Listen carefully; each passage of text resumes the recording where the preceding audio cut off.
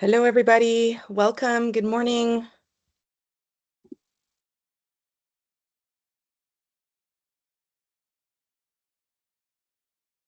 Good morning. Welcome.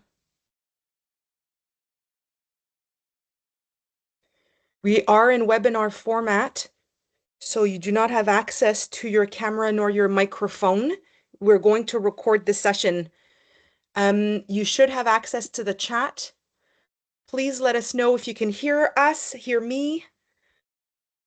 Let us know in the chat if you're what role you're in and what school you're at. Zarina, I don't know why you're like at the end of my. Let me see if I could make you. I'll do pin for me. Spotlight for everyone. No, no, that's not what I need to do. 1 second. I'm at least going to pin you for me. Stop spotlighting. I'm going to pin you for me. I'm hoping that when we're going to start presenting that people will just see you at the front there. Good morning, good morning. Welcome, welcome. I'm very excited for this presentation. We've been doing so many presentations for teachers and administrators and professionals. This presentation is for you, support staff. I'm really excited to be able to do this morning. And so for those who just came in, you do not have access to your microphone nor your camera. We're going to record the first part. And then when we're going to stop the recording, you guys will have access to, I'll give you access to your mic and your cameras so you can ask us questions. I'm going to put in the chat the handout. Make sure that everybody has, that's not what I wanted to do. Attach file, here we go.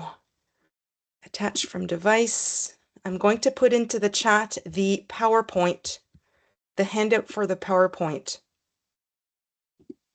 Send. I emailed it to everybody who registered this morning. Okay, so you guys should have it by email. If you are with somebody who registered, please, those people share your email with others so you have the handout. And I just put it in the chat. Do people see that in the chat? I just added it right now. Okay. So we have a jam-packed presentation. We have about 80 people that are here right now. We had over 200 registrations. So I'm very excited. This is a wonderful thing. People will come in as they're available. I'm going to share screen first and then start the recording. So can everybody tell me if they can see the PowerPoint on the screen right now? Yes. Yay. Okay. We got this. We got this. So I'm going to start the recording. And then, by the way, the recording is going to be available for all of you after. If you want to review it, if you've missed parts, if you want to share it with colleagues who couldn't attend this morning. So in the meantime, I won't be answering questions, but you can still put your questions and comments into the chat as we go. And I'll make sure to reserve a time at the end to answer all questions and comments. I will do my very, very best to address both elementary and high school.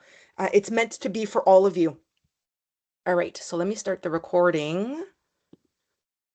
Record. Oh, I'm actually started the recording is what I just realized. How interesting. Okay, I guess I put it on the mode for recording to start as we open the room. So let's do this then. So the title of the presentation is the CEBM Pyramid of Intervention. What about support staff? I have the pleasure and privilege to have Zarina Fernandes that is here alongside co-presenting with me. Zarina has been at Riverside. How many years now you've been at Riverside, Zarina? 10 years. For 10 years. Honestly, I've been working with Zarina for many, many years now. Oh my goodness, the powerhouse that she is, the wealth of information and experience. I'm very excited to have her alongside me. And actually, I should have presented myself because there's a chance that some of you may not know who I am. My name is Korah. I am the coordinator of the Center of Excellence for Behavior Management, which is one of the 2 centers of excellence at Riverside. And throughout the province, there are 7 different types of of centers of excellence. I'm one of the 7, and I specialize in behavior. I've been in this role since 2017 and more officially since Eva D'Agostini retired in 2021. I've been the main coordinator running this center. And before then, I was a professional at Riverside. I also was a professional at English Montreal. I've been in the field for so many years and have experience both at the elementary and at the high school. So very excited to be doing this alongside you. All right, let's start this presentation. Before we jump into practices, because most times people will say to me, what are the best recommended practices? What should I do when? And before we talk about the what to do when or how, I really think it's important that we take a step back and that we think about why. Why are we doing what we're doing? For what purpose? What is the goal? What is the need of the student? What is the challenge? What's the specific challenge of that student? If we apply a certain practice at this time and space, what are we trying to achieve? It's so important that we're intentional in the things that we do with students and the way in which we are. I'm going to talk a lot about our being, not just our doing with students, because our energy is so important. It's not just about what we do, it's how we do it and the energy that we convey, the message that we convey when we do things. So it's so important to keep in mind the why. When we put together the pyramid of intervention years ago, yes, the outline of it is practices, but the way in which we selected these practices were not random. There was an intention behind the different strategies and practices that we selected. There was a specific purpose in mind. We put them in place from tier 1, universal best practices for all, to tier 2, targeted practices for some, to tier 3, individualized and intensified practices for few, in a specific order, because we were keeping in mind who's the student. What's their need? What's their challenge? How can we best support them at that level of support? And so everything has been thought through in the way in which the pyramid has been designed. The 4 category, I mean, obviously the pyramid's for everybody, but when we get into tier 2 and tier 3, we're really trying to focus on our most vulnerable population in our school. Thinking about our immature students, those that work with K4, K5, we know that those vulnerable, especially K4, very immature, don't yet have all of the acquisition in their brain to be able to manage in a day-to-day basis, to tolerate frustration. They are impulsive. And so if we don't put in place the right structures, the right routines, they will have a lot of stress and a lot of huge responses to that stress. You guys see it, those that are working with your K4, K5, when the environment and the structure is not well adapted to them. Now, in terms of our trauma kids, how many of you are working with students that have horrendous stories, stories that they've gone through in the little time they've been on this earth that some adults have never even thought of experiencing in our lives? And so those kids come to school charged with all sorts of emotions. And it's not because they have a history of trauma that these kids are not living in the now some of that adversity. And so some students are on an ongoing basis are impacted from stress, from their home lives, from their peer lives, from situations at school that are really triggering for them. We have to think about the way in which we set up the environment for them to not add on extra triggering. How about our neurodiverse population and hypersensitive kids? Thinking about our gifted kids that are really intense in their emotions, thinking about our ASD students, thinking about, and remember, neurodivergence is a continuum. So in there, we will fit kids that have Tourette syndrome. We will fit in there kids with ADHD. We will fit in there not just giftedness, ASD, but all of that spectrum. And so all of those individuals that have a hard time managing with their sensory world. They get overwhelmed by their senses. Too much light, too much sound, too much noise, too many people around. They're in their bubble. all of that impacts the way in which they manage their bodies in the day-to-day life.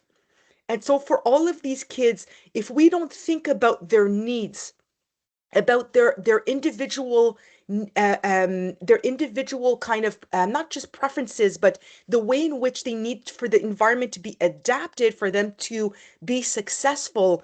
We really need to keep that in mind, how to be able to answer to those challenges, because if we don't, then what will happen is, number one, they will be completely reactive in their stress response, completely overwhelmed. Their sensory will be overloaded, not just for our neurodivergent population, but also for our trauma kids. We know that our trauma kids, because of the way in which their amygdala has reacted to trauma, that they're very sensitive to the environment, to anything that's unpredictable, anything that is sudden, that is intense. All of that it triggers them and impacts them in their day to day. Often these kids, in order to survive, will bring forward defenses in order to be able to manage on a day-to-day basis, which is a great thing. They need to have defenses to be able to sustain, managing in that situation. However, there's a downfall to defenses. When students have their armor on, they are depending on the degree, of course, of that armor, they are no longer available and receptive, not just to learning, but also to respond to our dynamic, to our relationship. And so if you're working one-to-one with a student and they had a bad evening or a bad morning, and that they come to class completely shut down, it's very difficult for us to be able to intervene, very difficult for us to be able to move forward in the day in terms of academics and so forth. And so we need to keep that in mind. How do we intervene when they have their armor on?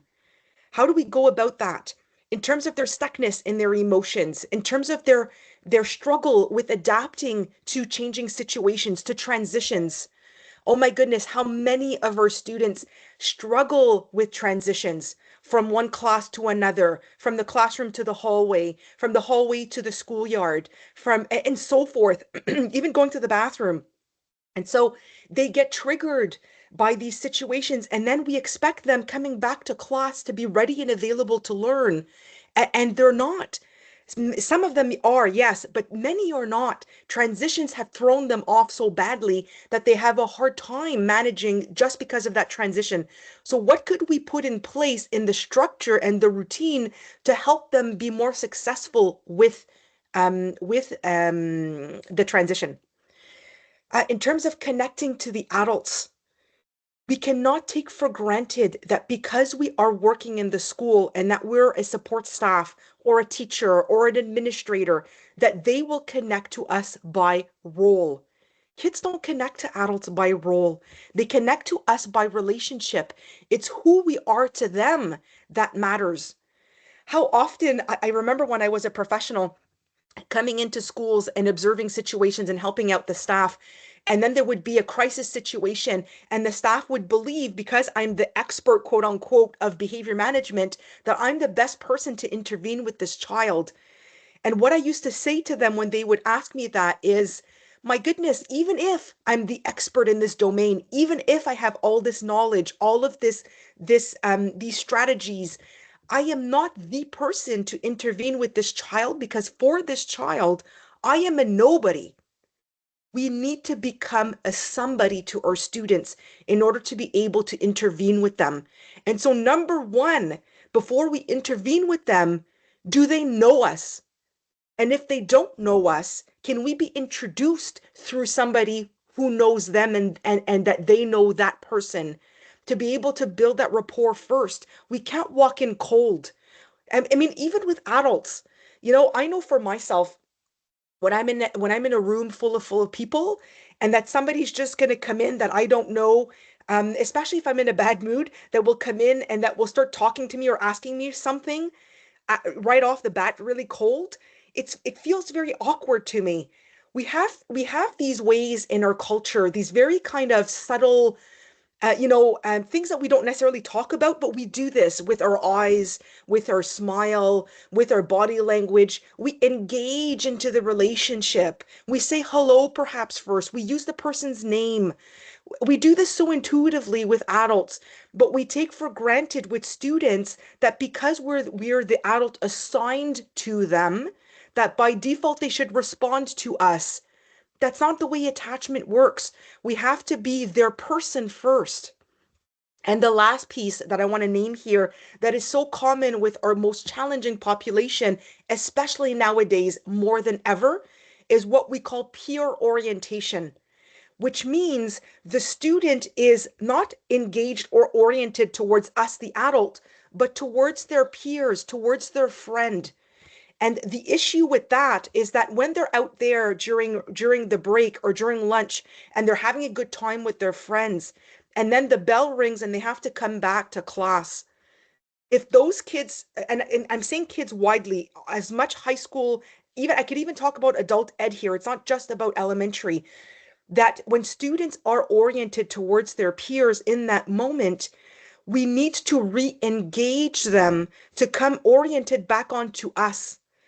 And especially our more vulnerable population, they have a really hard time to connect to more than one person at once, which means that in that moment, if they're connected to their friend, or let's say that they were in French class and now they switched to, let's say, phys ed, the switching from one adult to the next, or from going from the teacher to you support staff and back to the teacher.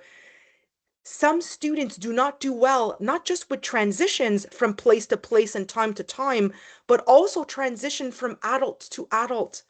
So we need to give them that time to be able to be re-engaged in the relationship with us before we give them directives. So I want to talk about this for a second to highlight the difference in the day-to-day with our what I call our sensitized population. So those four types of kids are kids that are immature, that have that history of trauma, that are neurodiverse and hypersensitive. These are the kids you're assigned to support staff. I mean, these are the kids you work with on a day-to-day basis. And so this is your population here at the top of this chart. And in the middle here, we have our neurotypical clientele that you're not necessarily assigned to. And these are our tier one universal kids. And then we'll talk about the resilient kids in a moment. But before I move forward, I want to explain this chart. So from the axis here on the bottom, from the left to the right, you have the degree of stress in the environment, the degree of challenge. And so on the left-hand side here in the white, these are just the day-to-day typical challenges when we're having a new learning situation, when we're transitioning from one place to the other. It's just these very typical, standard types of challenges. Then in the middle here, we have more moderate stress. So think about those situations where students are faced with new learning that they are not really comfortable with, or don't feel that they are successful at that learning situation, and now the stress starts rising. And then if we continue on that continuum, we go towards situations that are more distressful, borderline threatening. And so think about those circumstances in the schoolyard, for example, where there's students playing a certain sport, and now all of a sudden there's a repercussion happening there. Some students are not happy with the way the game's going, or all of a sudden there's a conflict. And then the most extreme could be a student who's being bullied, let's say. So that would be your continuum of degree of stress in the situation. From the other axis from the bottom to the top is the level of emotional response in the body of that person, the stress response. So you have here on the bottom a state of calm, to now moving a bit higher to being alert, to moving a bit higher being alarmed, a bit higher being in the state of fear, to now completely being in a complete state of terror. Our vulnerable population, just in daily challenges, their emotional state will exponentially rise. Why? Because the amygdala, which is a part in the brain, in the limbic system, in the emotional part of the brain, that is very hypersensitive and that overreacts very quickly, very intensely when they feel the slightest stress, especially our trauma kids. because are trauma kids that have lived adversity in their lives, where things are unpredictable, where things are unsafe. Their brains are set up for survival. And what they're doing is they're constantly scanning the room to make sure they're feeling safe. And the reason why their amygdala reacts so intensely is because they need to react safely to move to safety. This is what happens when they get into that flight, fight, freeze response. Okay? So, just in daily challenges, when our neurotypical individuals who don't have a history of trauma are reacting proportionately to the degree of stress in that learning situation, look here how quickly and intensely our vulnerable population will react into alarm and fear. And even terror once things get a bit more moderate in the degree of stress. Those kids are not well functioning in the classroom. They're not receptive to the lesson at hand. They are not fully at rest. And so, how can we set up the environment to help counter that degree of reaction in that environment? Now, I want to bring your attention right now to the resilient student. The line down here, as you can see at the bottom left, they're managing really beautifully in daily challenges. This is what we want for our students. We want for them to be able to manage day to day into that classroom situation. The difference between the resilient student and the other two categories of student is not that they are not sensitized. They could be at the foundation sensitized students, but they were able to build their resiliency. We are going to talk about today in the pyramid of intervention different structures and strategies to help increase resiliency in our students. The number one element to build resilience in our students is for them to feel safe. Safety is the starting point. We cannot move forward in any situation, whether it's a learning situation or even an engaging fun situation, if the student is not feeling safe. So, oftentimes, a lot of our conventional approaches are too late when it comes to the sense of safety and the receptivity of that student. So, when the student is dysregulated and is not feeling safe, it is not the time for us to expect the student to be able on their own to ask for help, regardless of the age. I'm also talking about high school here. If we have, even adults have a hard time when we're dysregulated and not feeling safe, our brains are preoccupied with survival. We're not able in that moment to access our tools. And so it makes sense for us. We need to anticipate as adults working with those students that even when they're calm and that they know what their tools are, that they have a hard time accessing in their brain those tools because they are dysregulated. So we cannot expect them to ask for help on their own. We cannot expect them to go and take a break by themselves and them tell the adult, Miss, Sir, I need to take a break. They're not able to do that. They're in their hypervigilance. We need to recognize that and bring them to that break. They're not able to access that respite or that calming corner on their own, especially if they are completely dysregulated. And as I was mentioning before, even if they have a toolbox of all sorts of terrific strategies, in that moment, they're not able to cope and access those strategies independently. They need for us to do it with them. The other thing where it is too late in terms of our interventions, and that in that moment, really, we should be establishing safety because nothing that we're doing in that moment has any impact whatsoever, is at that moment where we're at the point of upping the ante, and now we're resorting to conventional discipline strategies like giving an ultimatum to the student, threatening that we'll take away a certain privilege in that moment to be able to get them to do our bidding.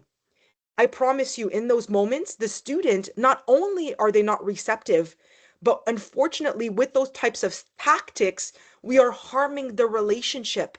They are not feeling safe with us. They are not feeling understood by us. So it's so important, especially in those moments of crisis, that we do not move into conventional discipline because we're causing more harm than good. When we are at the point of sending the student out of class to the office, when we're at the point of applying a discipline measure from the office, like a detention, a suspension, and the most extreme, of course, the expulsion, and those are so, exceptional and rare, those situations do not teach a lesson to that student. They are not receptive to, not that we shouldn't put in place at times where students need to be suspended. I'm not saying that. There are times for safety purposes that we do not have a choice to suspend a student. And that gives us time as a team to be able to work on a plan for when the student comes back. And it gives respite to the student, it gives respite to the teacher, to all of the staff, including the other students. But we cannot expect that a suspension will give the opportunity for a student to reflect on what they did and learn from that situation. Those situations are there for us, not for them. When we're at the point of having to de-escalate the situation, they're not receptive. When we're at the point, exceptionally, when we need to resort to restraints and isolation for these very exceptional situations, by the way, we should not be resorting to restraints and isolation to be able to control a student. It should only be when the student is in imminent danger.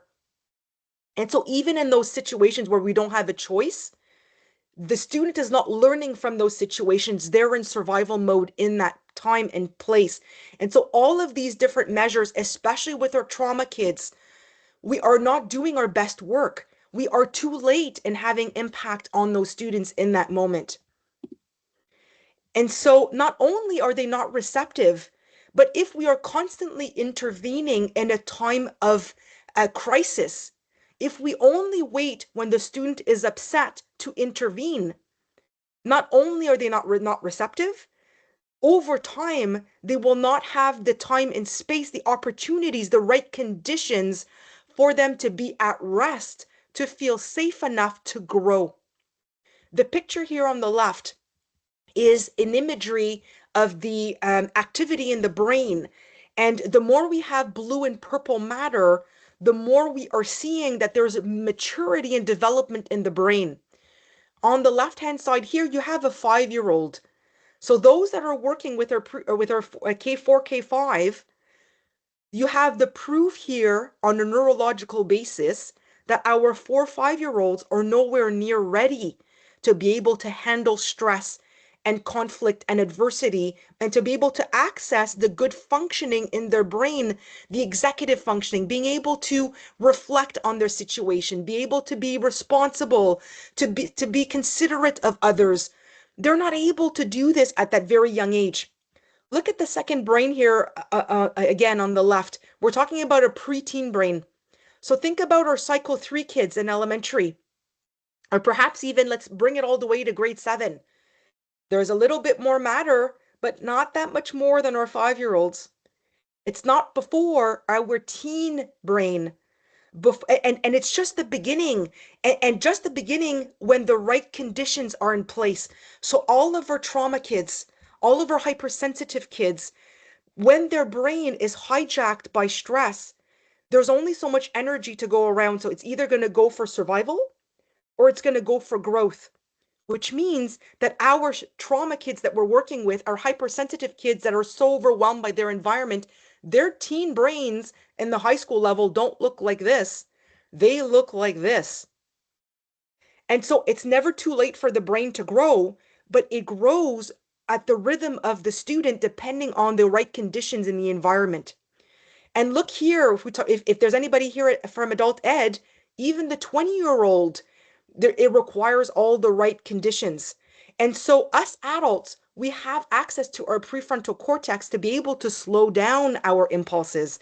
But our immature students, those that don't have good development, there's no filter. They are so raw and primitive in the way in which they react. They need us to be able to put in place those right structures and routines to be able to compensate for that immaturity. The thing about safety, oh, sorry, I have another slide before I get to that place. I want to explain first, what does that mean, safety? Because I keep on talking about, sense of safety and so forth. So what does that mean to feel safe? First of all, in order for us to feel safe, the brain needs to be at a place of rest when they're not sensing danger. The term for this is actually neuroception.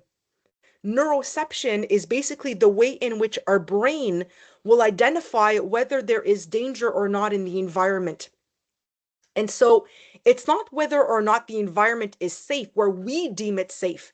It's whether the brain of that student has identified whether it is feeling safe or not. So that's the first point.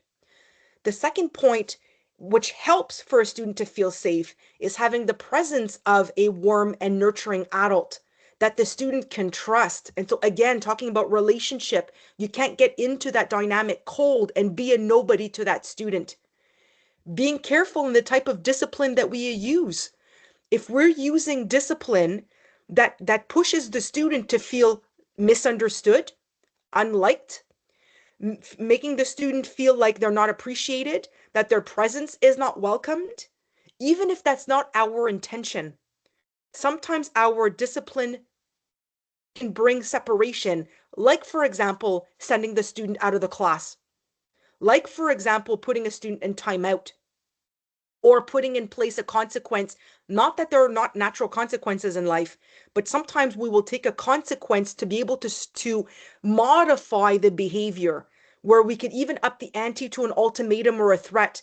These are the types of discipline I'm talking about. Raising even your voice. Raising your voice is alarming the student. It creates separation. Being so careful what type of adult, what type of posture we are giving off, that what energies are we conveying to that student. Working on connection and sense of belonging. This helps the brain to feel safe. For the student to be supported at their level. So if we have a student who's very immature, thinking about our 4 or 5-year-olds, or thinking about, our neurodiverse population or our trauma kids, that they have individual differences that are not being fulfilled, we're not being inclusive in the way that we approach it, this is not helping them feel safe. They don't feel taken care of. They feel like the environment is not well adapted and unsafe to them. I guess the two kind of go hand in hand. So when of course, the environment's not well adapted to their sensory need, it just becomes completely triggering and overstimulating. And ultimately, if we are not coherent between the multiple adults that are involved with that student in the way in which we intervene, if we don't have the same message, if we don't have the same understanding, if we don't work together on a common vision with a similar approach in the same direction, if the coherence is lacking, if we're not predictable in the way in which we set up our different interventions, this is not helping a student feel safe. All of these elements need to be put in place. And so I was talking about neuroception before, the way in which our brain will interpret sense of danger or safety in the environment. Neuroception is not just about the outer world, but also about the relationship between people and this person's inner world. So when we talk about interoception, the way we feel fatigue, the way in which we feel hunger, the way in which we feel pain, all of that will have an impact with the neuroception, the way in which we identify danger in the environment. Even if it's not coming from the outer world, it's coming from the inner world, it has an impact on the brain in that way. So, safety being the starting point. Some of you may have heard of the book Beyond Behaviors by Mona de la Hooke. That book, Beyond Behaviors, has a whole chapter 4, that is dedicated to the sense of safety being the starting point. We cannot move forward if we do not have established a sense of safety. Reaching a sense of safety in emotional well-being, however, doesn't stem from the cortex. We cannot convince somebody to feel safe. We cannot make them. This is very rooted very primitively in the more bottom part of the brain, in the limbic system. And in order for us to help a student feel safe, it's not about convincing them of it or to force them into that.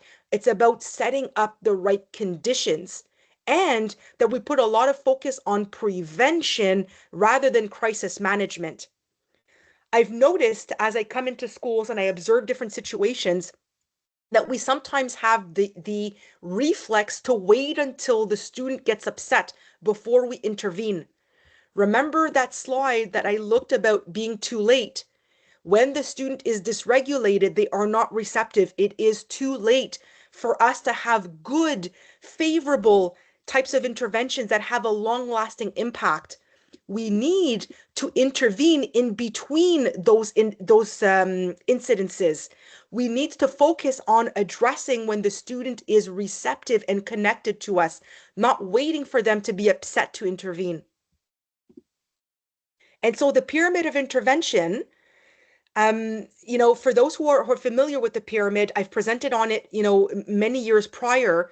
We're focusing not just on universal best practices for all, but we're also focusing on targeted practices for some and individualized, intensified, and personalized interventions for few. So you guys at tier as support staff, you do get involved at all tiers, but in different ways. So we're going to walk through each of these tiers today, and we're going to talk about what is your role as a support staff at each of these different tiers.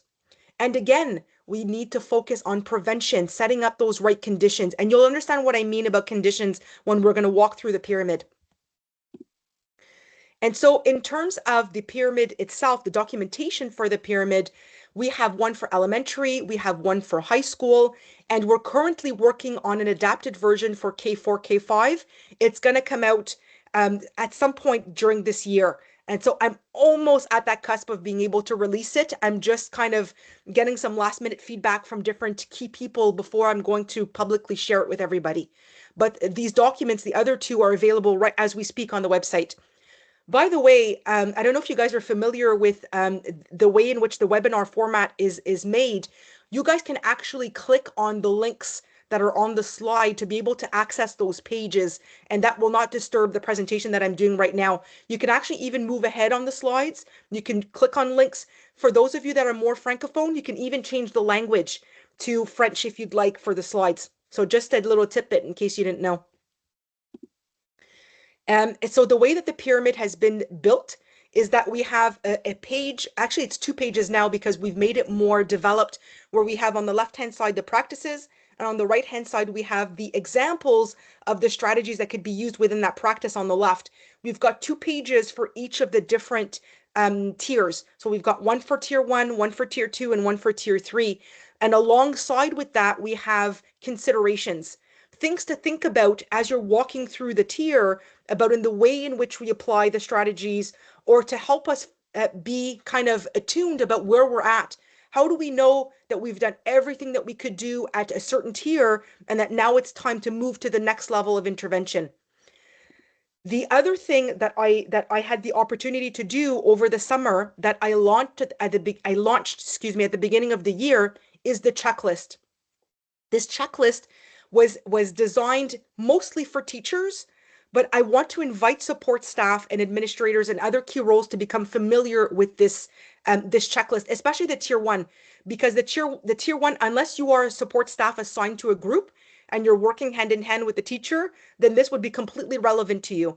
But the other staff, support staff that are not in the classrooms, that work more with small groups and with one-to-one, I'm going to have soon a tier 2 and a tier 3 checklist with everything detailed. And so it's basically the pyramid, and every single line, we've got lines and lines of different detailed strategies within that pyramid. I see somebody wrote in the chat, how can we as support staff make sure our interventions are truly inclusive and address the unique challenges students with multiple marginalized identities face so we can help them feel safer and more supported? I love your question. And so you'll see that as we walk through this presentation, there will be bits and pieces there where we are honoring a trauma, we're honoring neurodiversity. And so I will be answering that question as we move along. And the other thing that I plan on working on, I've got so many plans of things I want to work on, but right now, Martine and I years ago worked on a version of the pyramid for transitions. So during the breaks and lunchtime, outside in the schoolyard, things to consider in the outdoors, in the indoors if you are doing indoor recess because of temperature purposes, or if there's ice outside. Martin and I plan on revamping this document and making it more updated. By the way, I keep on saying Martin. I forgot to mention to the group, not that you're going to have the pleasure of working with her directly, but Martin has come out of retirement a day a week to help me with the writing of some of this documentation because I this year I have a day a week that I'm giving to other dossiers, and I needed to have that extra help and support. The other person who's been so instrumental in this is Zarina, who's here right now today. Zarina, since last year, has been so central in helping me add on additional documentation to making it so clear and concrete for you guys. I invite you to go and take a look at the Resource Center. For some of you that don't know the Resource Center, there are pages and pages of recordings and resources and materials that are there to help you accompany you in your role. So before we jump into the pyramid itself, I just want to take a second to talk about the fundamentals behind the pyramid, because if we don't do these different things, the pyramid will not be successful without these fundamentals. The first one is that the pyramid needs to be applied in a systematic and proactive way, which means that it's not meant to be applied in isolation in each of the classrooms, especially for tier 2 and tier 3. Because you'll see as we're going to get there to tier 2 and tier 3, a lot of these different measures are being done elsewhere in the building where we have alternate spaces, and those are meant to be available to students from any class. And so we need to work at this together to be on the same page, to have a common understanding, a common vision, a common direction.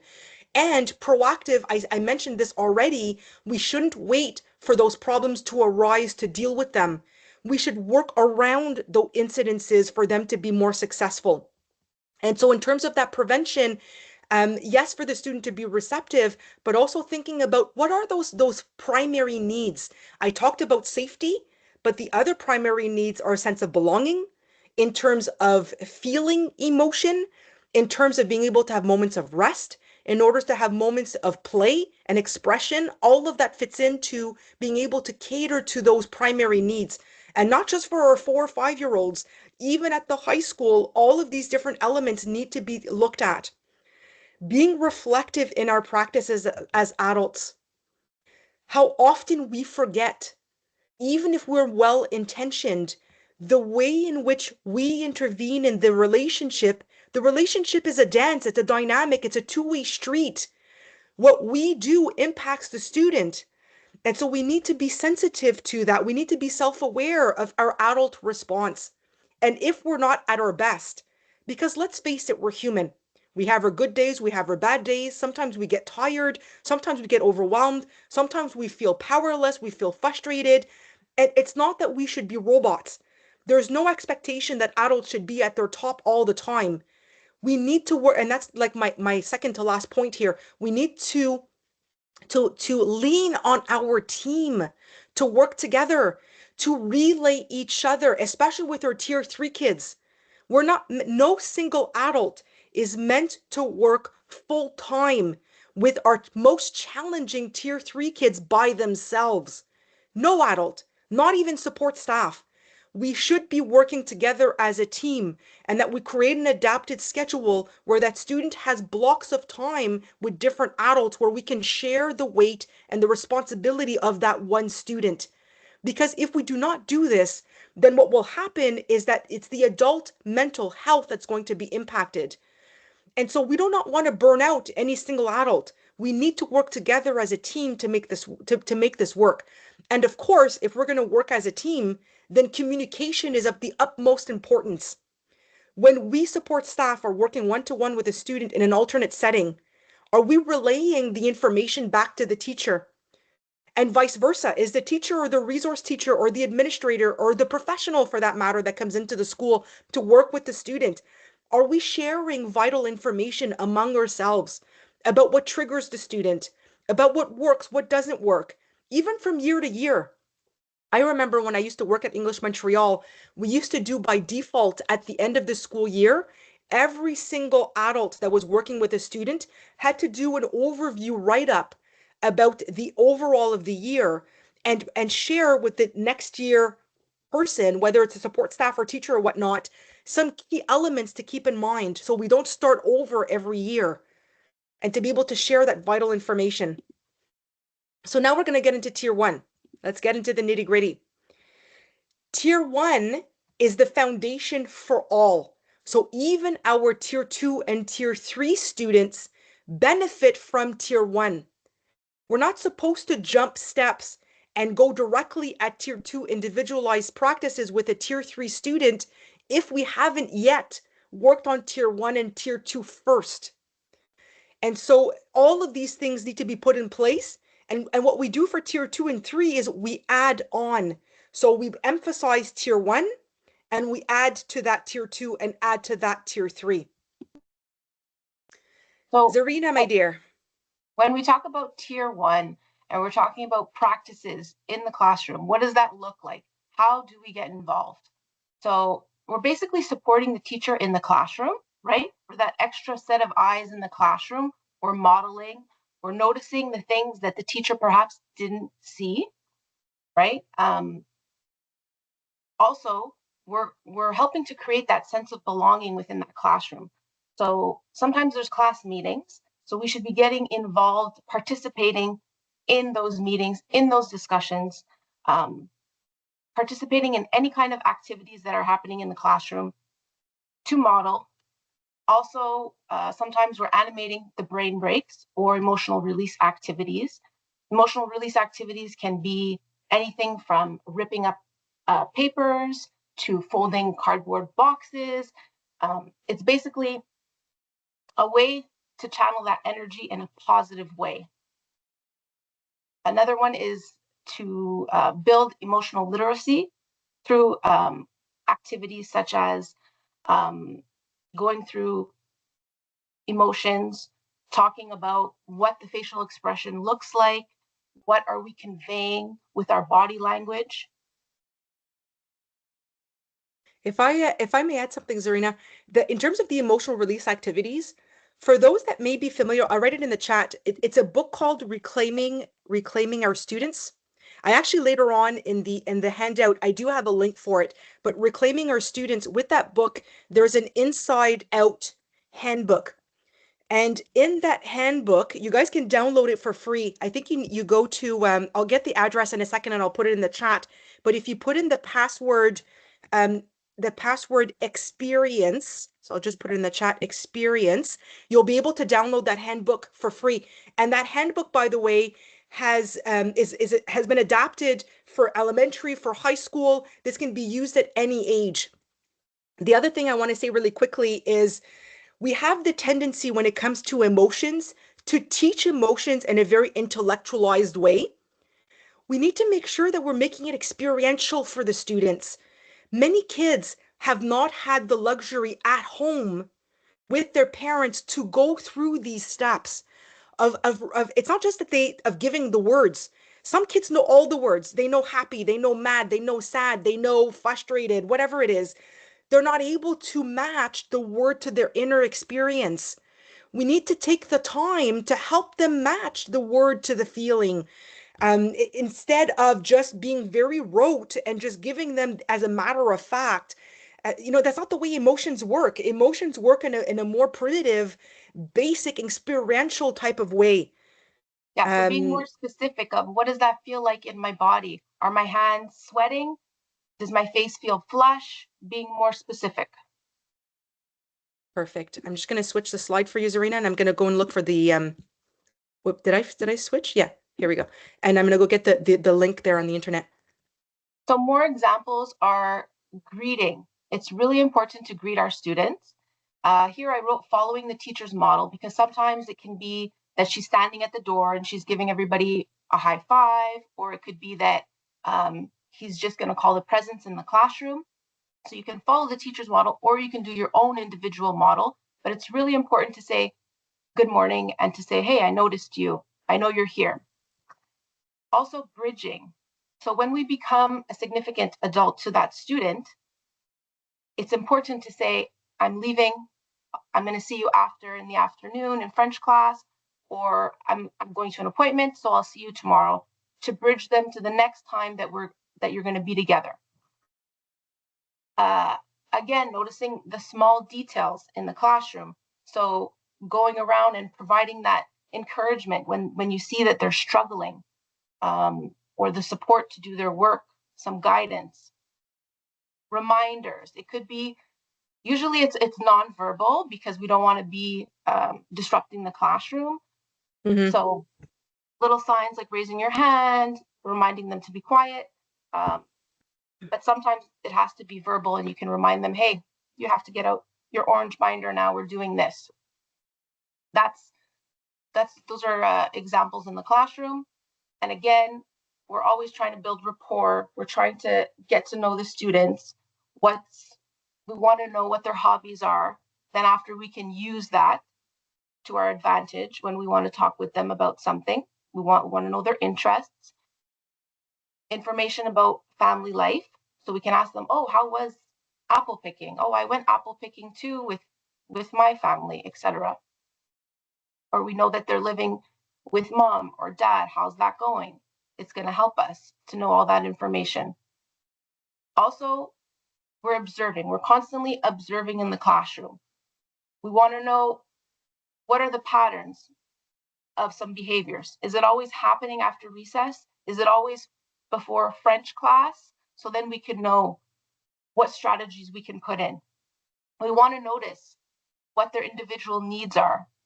We want to notice what the differences are so that we know, oh, this is a challenge for them. This they dislike. What can we put in here? How can we make this work? And we need to give the feedback to the teachers. We need to give them suggestions. We need to give them our observations because they may not have seen what we see. It's really great. Lena put a comment in the chat, and I think it was worth bringing up at this point.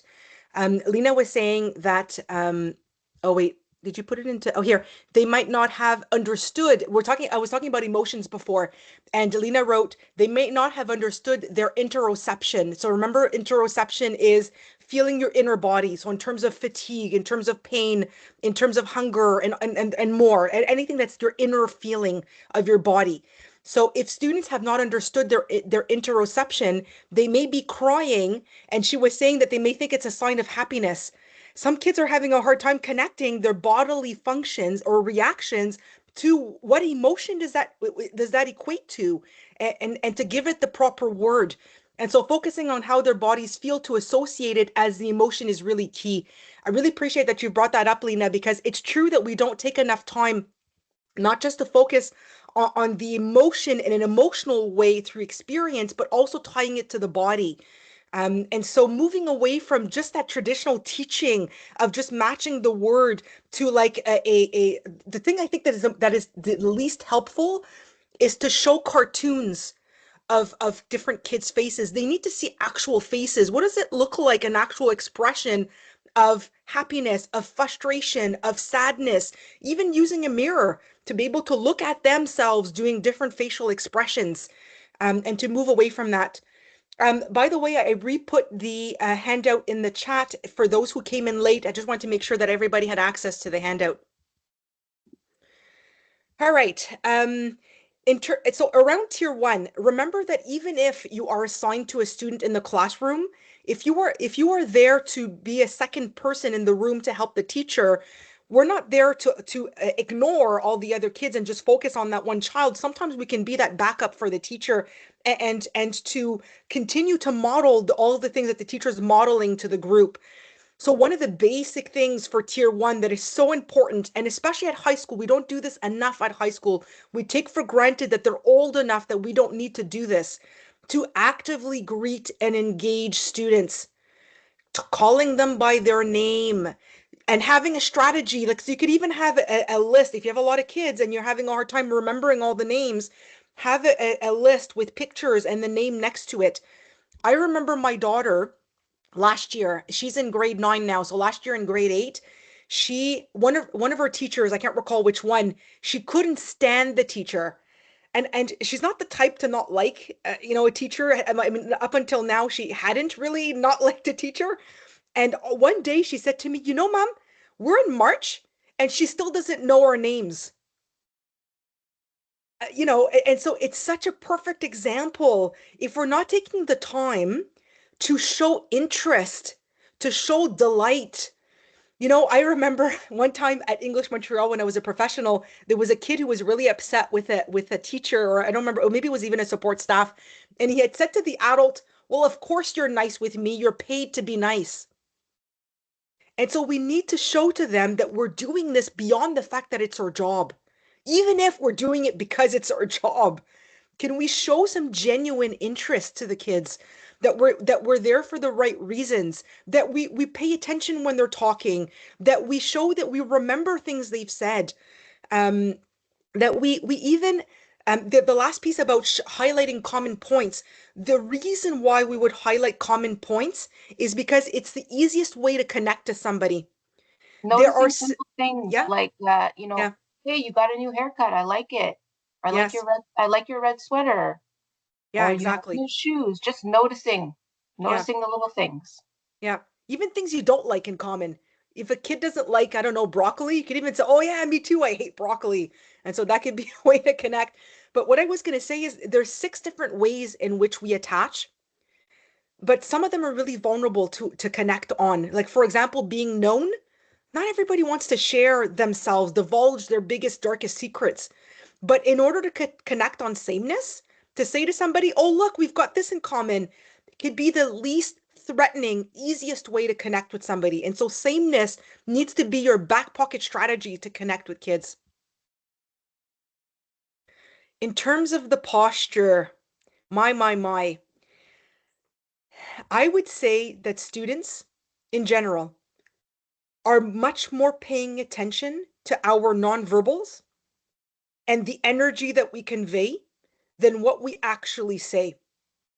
And so we need to be careful the way in which we intervene in our posture, the way that we're standing, that we're showing confidence, not that we're dominating them, but we're showing confidence. Even if we're not feeling confidence, fake it until you can make it. Make it look like as if you know what you're doing. And then after, go and vent to your colleagues. But to the student, if you tell them that you cannot handle them, if you tell them that you're going to call somebody else because you're up to here, you've just shown your cards and now you're making them feel insecure.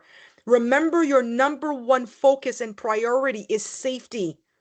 And so pretend like as if you know and do the best you can until you get out of the situation. The other piece we need to be really careful about, especially our older students, we have tendency of being friendly, but to a point where we are almost friends or buddies with them. Hierarchy is important. And I don't mean hierarchy in the sense that we are dominating our students. I mean in the sense that the student understands who is the person that they can go to and orient towards, who's the adult in charge. If we are the type of person that asks too many questions to the student, do you like this, like that? Oh, no, no, okay, wait, did you prefer it like this? And then we're all anxious and then we're asking them too many questions on how they prefer things. We're putting them in the lead. This does not make them feel secure. They feel like as if the adults are not there to handle them and to take care of them. So our posture is so important. It's also important to establish clear limits and boundaries. We need to tell them no. Even if they're not happy with the no and with the limit, of course they're going to react. Of course they're going to push back. But in order for us to hold on to the limit, it helps them to feel like there is a structure and that it is predictable. The hardest thing for us to do as adults is to hold the line, the no, and yet stay calm. Sometimes adults, when they feel the child or the student is pushing back, they will now get upset with the student and react. If we get upset with the student, we have now made them feel insecure because we're no longer handling the situation. Not that we shouldn't be affected by the situation. Of course, students push our buttons, but we need to keep it to the best of our abilities down in within us, at least in the moment of that dynamic. Being calm and grounded before we respond. If we know we're not going to be calm and grounded before we respond, are there colleagues that can step in and help us out? Not saying to the student, "Sorry, can't handle you right now. I'm going to send you to Miss So and so." We need to preserve our and their dignity. Make it look like as if you had planned that they had a different activity with another adult. Zarina, I'd love for you to talk about, given that you were running your nurturing support center for so many years, how would that play out with students coming to your space? So basically, it's very important not to have these conversations in front of the students, Mm, regardless of the age, even if they're in pre-K or kindergarten. And so being able to make that arrangement when you're going to pass from the care of the student from one adult to the other, to do it privately. So it could be through text message on a phone or calling the nurturing support center or the Oasis and letting them know that that you need support and that you'd like to have them be caring for that student right now for whatever reason because you're unable to. It's really, really, really important. thank you. Somebody wrote in the chat, wouldn't it be beneficial if we were able to incorporate the study of emotions in certain classes for students, elementary and high school? Yes, absolutely. By the way, for all of you, there is coming down from the ministry. I don't know when they were talking about it last year, but they have a 5-year plan right now to work towards minimizing violence and intimidation, bullying in schools. And one of the measures that they want to impose on schools is to ask for all students to have a minimum of 6 to 9 hours of a form of social emotional learning to be able to cater to emotions and to get students to be familiar with their emotions and so forth. The only thing that I'm not sure what that's going to look like yet in terms of the content and the format, but I would get you to think about, as we mentioned before, not just talking about emotions in a very cognitive, intellectualized way, making sure that we are doing this through different mediums, through different senses, and helping students discover their bodies. The last two pieces on this slide, I'll just talk about this quickly, is that if we need to adjust to a situation that's not going as planned, we do not need to be rigid to be consistent. Consistent doesn't mean rigid. Consistent is about the message and the energy that we convey. We need to be consistent with that. But if we are rigid in a situation that is not going as planned, then this, especially a neurodiverse student or a trauma student, now they're not feeling that the situation is well adapted to their needs. And so we need to adjust to the situation at hand, but making it look like as if, even if it's the student who's pushing, that we have decided to shift the circumstances to adapt to the child. So it's all about bluffing, making it look like as if we are the ones who have seen it and made it and chosen that. And ultimately, it's not about controlling the student's behavior.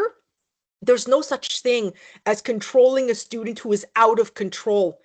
I mean, this is kind of why some of you at times feel like you need to resort to restraints and isolation, because we keep on upping the ante and then we realize that there's nothing left to do. And so it's not about that. It's not about upping the ante. It is about orchestrating the environment, the structures, the routines, giving respite to the student, giving more movement to the student, giving them adapted measures to be able to help mitigate to that situation rather than trying to control that child's behavior. And so that person was talking about emotional development before. You've got that slide right there. In terms of focusing on recognizing emotions, naming emotions, playing them out throughout different mediums, making sure that we're not labeling emotions as good and bad emotions, because all emotions have a purpose. And so, because if students feel ashamed with some of the emotions they're experiencing, then they're not going to have what they need in order to temper those emotions. I'm just going to take a second to explain something to you. In order to help counter aggression, we need to help students find their patience. Patience doesn't mean that we're not frustrated. We're not trying to get rid of frustration. Frustration, which is the root of aggression, has a purpose in life. Without being frustrated, we would never be determined to be motivated to continue through when the situation doesn't work. There's a reason why frustration exists. But in order for frustration to not turn to aggression, and what we need is to find our patience. Patience is not a lack of frustration. Patience is having frustration and having on top of that a second thought or feeling that helps us neutralize our frustration. So, for example, I might be really frustrated with my friend right now because they said something mean to me, and I really feel like swearing at them. But instead of swearing at them, I'm going to hold myself back because I may not want to get into trouble, number one. Number two, although this person's really pissing me off right now, they're usually my friend and we get along. So I don't want to hurt their feelings, or I don't want to get, I don't want to get into trouble. I mean, whatever it is, I want to be a good citizen. I want to, and so forth. So patience is the fruit of both frustration and the care that helps neutralize. If students are ashamed of their frustration, how can we get patience if one piece of the equation is non-existent? So it's not about getting rid of emotion and only making room for the good emotions. It's about finding the range of the emotions and bringing them together to help students find the tempering element. The same thing with fear and alarm. Courage is not an absence of fear. It is the combination of fear and the desire to plow forward even though you're afraid. And so if we try to shame fear, the student will never find their courage. And so I just wanted to, spend a second there on that. In terms of high school, this is not emotions is not just about elementary, it's also about high school. We can use more sophisticated tools for high school where we not only have the basic emotions, but we're able to show the range within each of these basic emotions. Another piece that's really important in terms of emotional development is not that we focus at all cost on self-regulation. Oftentimes, it's the first thing we talk about when we're talking about emotions. Manage your emotions, regulate yourself. Students cannot regulate emotions that they do not know exist in their bodies and do not have a relationship with those emotions. We need to take the time to help them discover those emotions, have a relationship with them, feel good about the experience of these emotions, match the right word to the experience. And in the meantime, as they're developing their maturation and their emotions, they need us to be able to co-regulate. What does it look like to an adult to be able to find their patience, to find their courage? We need to share those experiences with students. We need to model that. I'll never forget, a few years ago, my daughter said to me, Mom, I don't understand. You keep on saying to me that it's okay to cry, but I've never seen you cry. So why is it okay to cry if you've never cried yourself? Not that I never cry, I'm not a robot. I just never cried in front of her. Not that I'm saying that we should cry in front of our students. What I'm saying is, can we talk about our own emotional experiences, share that, and be that model to them? All right, we're going to switch gears there for a second. In terms of availability of support measures at Tier 1, helping students when they're overwhelmed with their emotions or the stress in their bodies, giving them some time. I just realized the word's not all there. It should say respite right here, providing options for students when they need respite. And this is both at the elementary and at the high school. I've got a picture here on the bottom left at the high school of having a designated area where it is more isolated from the group within the room, within the classroom, or it could be right out of the classroom in the hallway. But to be able to make space for students to have downtime. In terms of giving opportunities for students to move, give it, and again, brain breaks are not just for elementary, they're also for high school. And I have the word here, level up or level down. Some students need movement to increase their stamina and engagement, and some students are overwhelmed and they need something to recenter them, because if we do something that is too highly stimulating, it will overstimulate them. So we need to be sensitive to that, to offer that variety. Did you want to say something, Zarina? Nope. You're good? Yeah. All right. Oh, because you're the next slide. There we go. When we look at universal practices in Tier 1, what does that look like? for support staff during transitions, getting ready for the transition. There's some prep sometimes that has to come into hand, such as getting the materials ready. And so we have to work that into our schedule, that we don't just show up exactly when at the transition or at the recess. Sometimes we need to ask to leave the classroom 5 minutes in advance so that we can prepare, or so that perhaps we can go and speak to the adult who had that group of students before us to find out how's everything going, what's the specific situation with the student. It's going to help us. And also, again, always reminding the expectations. Some students, we need to remind them, remember, we keep our hands to ourselves, reminding them there's 5 minutes left till recess. Or if in high school you're supervising them in the resource room to do a test or to do an assignment, letting them know we're halfway done the period. Okay, there's 10 minutes left. Reminding them what's coming next. Don't worry, you have another class on Tuesday where you have an hour to complete this assignment or to do this test. Or letting the students know it's okay, recess is finishing in 5 minutes, but guess what? We're going in to do some special activity. We're doing art or whatever with Madame Monique. Remember, you really wanted to do that? Blah, blah, blah. So letting them know what's coming up. We also have animating structured activities. So for the younger students, it can be really specific to doing an activity with them outside. But also for the older students, you can also run, small group activities, and you might go around and monitor your stations that you set up and give them feedback. Also, you would have to introduce or to model how to play games, but also with the older students, it could be they don't know how to play a card game. They don't know how to use the specific gym equipment. So we're always introducing, we're modeling, and also we're supporting conflict resolution. So supporting doesn't mean we're telling them, well, you did this wrong, you should have done this. We're asking questions, we're having them reflect. That's supporting. So we want to ask them the questions. What do you think went wrong? What could you have done differently? How did that make you feel?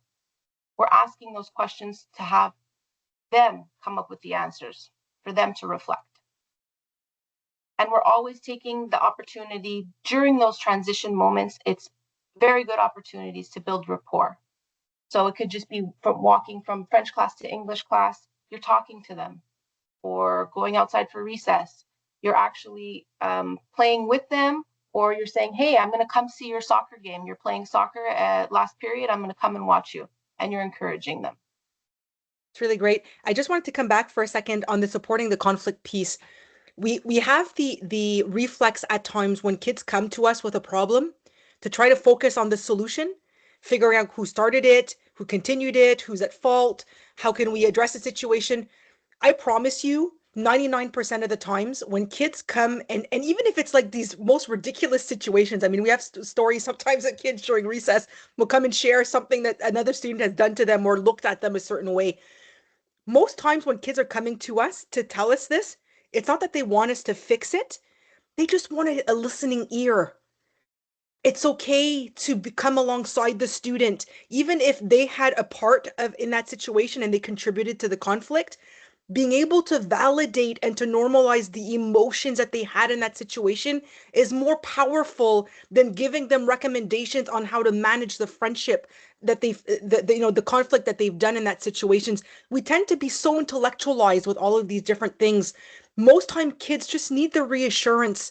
They need to have the normalization and whatnot. I promise you, try this out, next week. I know we're Friday today and we're on a pet day, but try this out next week. What if you are on duty in the schoolyard? Try to spend more time empathizing and listening to the kids' conflicts without talking about finding a solution. You'll see the difference that it makes. It's unbelievable. And sometimes it becomes too much that they always want to share with you after every That's single true. recess. Yeah. What happened? What happened? What happened? And Yeah. so it can be that, okay, let's make a little journal here, and Good you idea. can basically write into it, and then I'll know everything that happened. And then when I have an opportunity, I can write back and say, thank you for letting me know. And there isn't always, sometimes the students will say, what are you going to do about it? What are you going to do about it? Well, that's not for them to know, right? So the adults are taking care of it. You've informed me, I understand, and we'll let it be like that. Exactly. For those that are interested, quite a few years ago now, this was before COVID, I think, my colleague Martine Demers and a teacher at St. John's Elementary put together a package for indoor recess, making indoor recess more structured.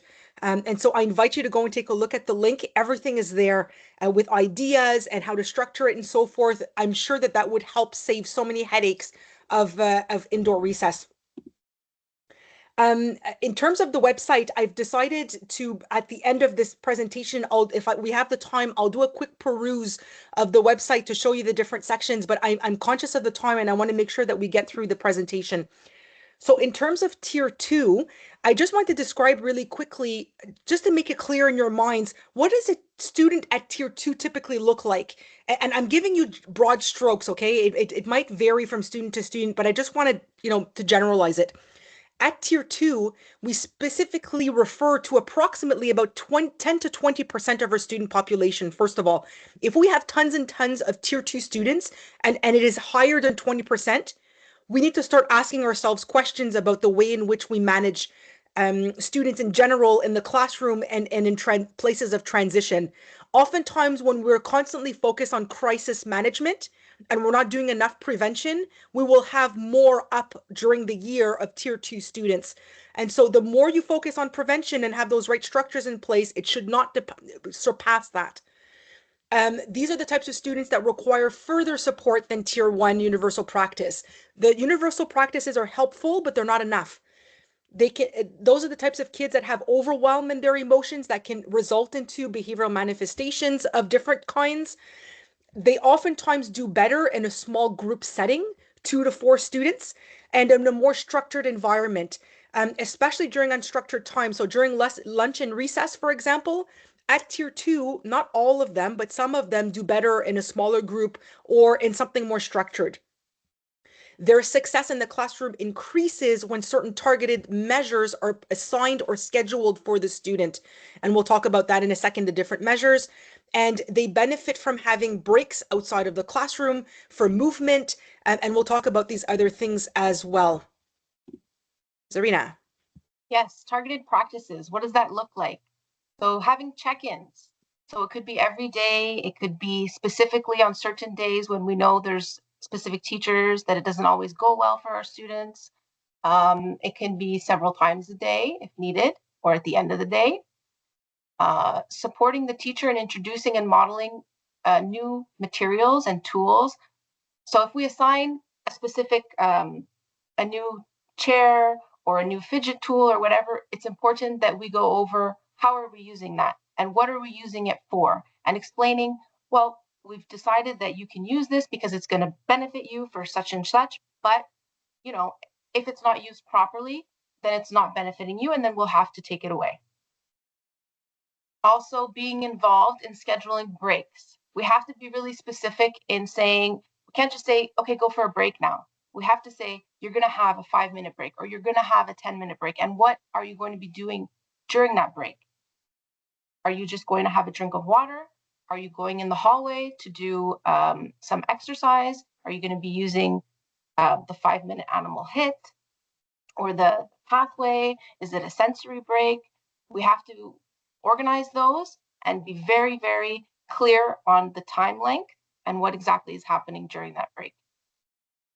We often, for these students, we animate small groups. So it could be sheltered recess, lunch, or whatever you call it in your school, quiet lunch. And it's a time when there's a group of students that are pulled away from the group. So usually it's in a different area. It could be in your NSC, in your Oasis, in a resource room. It's the time when we have social skill groups. It could be at a recess or it could be during a class time. And also, we're creating materials for these students. These students are going to require some visuals, some checklists, the get ready, do done model, something specific to that student that's really going to help them. So these are the students that we're doing more than the tier 1. I just want to add really quickly because I don't know if I mentioned it, but small group will vary depending on the students who are composing that group, but typically would be no more than five, and are between two and four is like the ideal number of students. And in terms of the breaks, I would say ideally those breaks would be actually scheduled. So the student would know on their schedule, making a visual schedule. And so sometimes we don't have a choice to do spontaneous breaks. But the more we can assign and schedule things, the better. And for it to be predictable. Remember, we're talking about sense of safety is number one. So if they know when they're going to have their break, sometimes they'll be able to tolerate and manage a 5-10 minute longer in the classroom because they know the break's about to come. So to give them that predictability really makes a difference. Very true.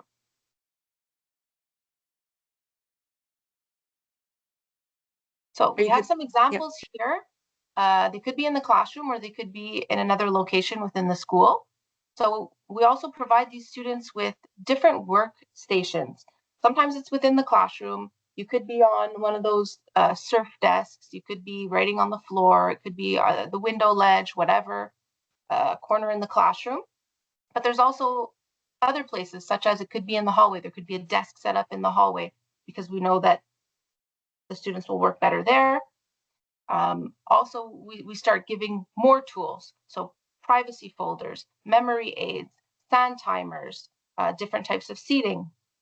There's also the IEP kit, which we have the link to the website for that. But also, it's basically a bin of or a pochette of tools that are readily available for those students that we have already identified in their IEP that they're entitled to or that that help them.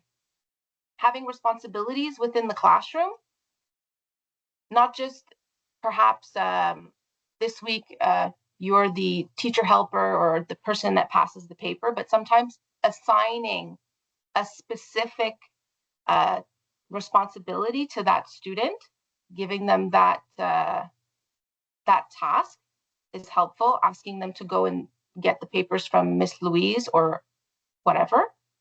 And we also have a foster class, which is sending a student to another classroom that we know they have a good relationship with a teacher. It could be a teacher from the previous year.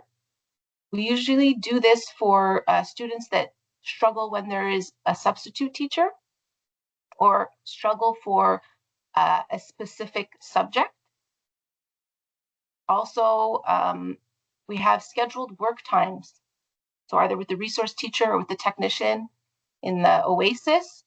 So if we know that there's a group of students that are really making it difficult for social studies to happen with a specific teacher, maybe those 5 students are going to come every day 5 or whatever at 2 p.m. and work with the resource teacher or work with the technician to do the pages that have assigned by the teacher because it's not working well in the classroom. These students can also have passes so that they know that it's their time to go to a specific place at a certain time. And also, again, the breaks. And we can have different types of breaks. We can have sensory breaks. We can have quiet breaks, and obviously physical outlet, which can be a designated time when we know the student is going to go and kick the soccer ball outside. And we're always trying to set up the transitions for success when we know that they're challenging. What does that look like? Does that mean that we're asking that student to prepare 5 minutes prior because they need the space at their locker to do so? We have to ask ourselves these questions. How can we set the student up for success for this transition that's always difficult? Thanks, Zarina. There's a few people that wanted me to answer a question in the chat, and I think it's timely because you were talking about breaks and stuff. Providing feedback to the teacher, how do we manage when a teacher is not open to putting a measure in place that we think will help? The issue is not necessarily always about figuring out what the student needs and intervening. The issue is how do we do this without the teacher thinking we are overstepping? What do we do if we know the student needs something, for example, a break, but the teacher says no? How do we make the teachers understand that these strategies need to be put in place to help a student function? If class management is the teacher's job, when or how, there's a lot of questions in this one question, but how do we know when we need to intervene without turning to the teacher against us, or the teacher feeling like we are downsizing the situation, giving into the student or catering to them? We often hear that a child is manipulating us, or that a child needs to learn how to manage, that in real life they will not be able to get these measures to function. And how do we change this mentally? All right, this is a huge, huge, very charged question. First of all, PD, PD, PD. This year, I'm not only giving PD to support staff, I am giving PD to teachers. I've got a 4-part series for teachers, so they're getting their version of this exact same presentation. Number one, I'm doing this for administrators. I'm doing this with support staff. So I think, to go back to my point about everybody being on the same page and having common language and vision, professional development has to be part of that equation. So number one, professional development. Number two, and I'm jumping ahead a little bit here, but in tier 3, I will give an example of a student action plan. A student action plan would be the perfect platform for all of the adults involved to sit together to create a plan for that student. We do not need to wait for an IEP to create a plan for a student. And in that plan, there would be, what are the needs and challenges of that student? What are the goals to answer those needs and challenges? What strategies and ultimately what tools or we will use in order to fulfill and aim towards that goal?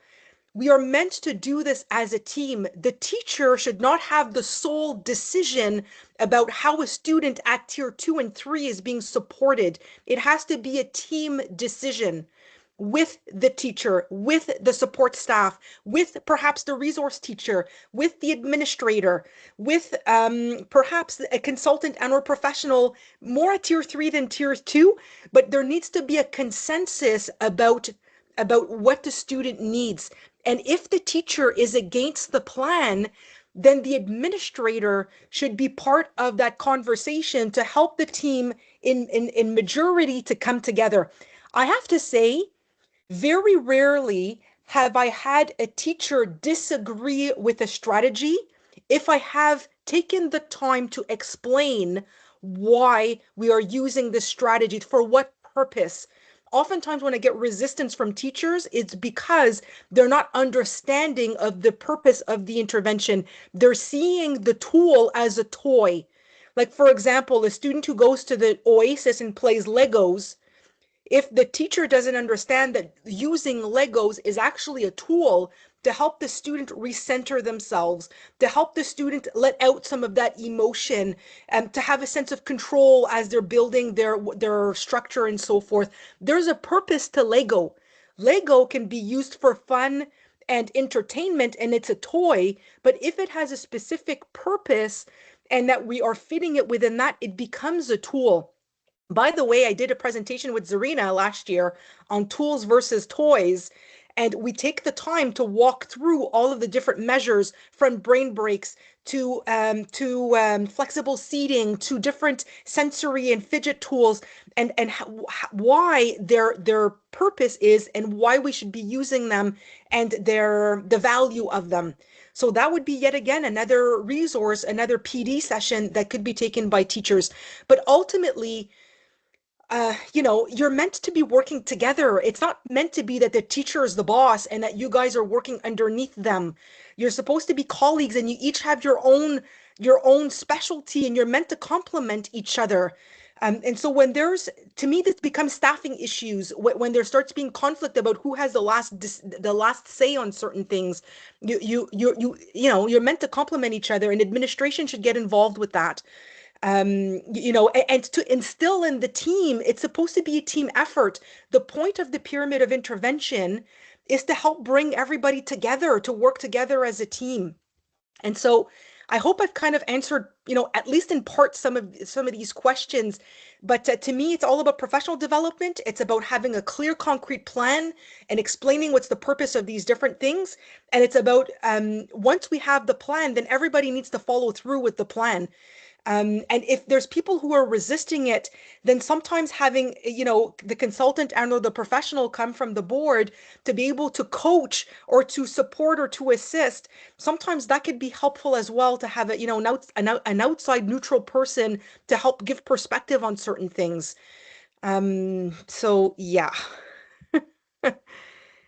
Somebody said, and I think that one of the issues is that we do not sit down and put the action into plan together. And you were talking about in high school anyway. Same thing in elementary.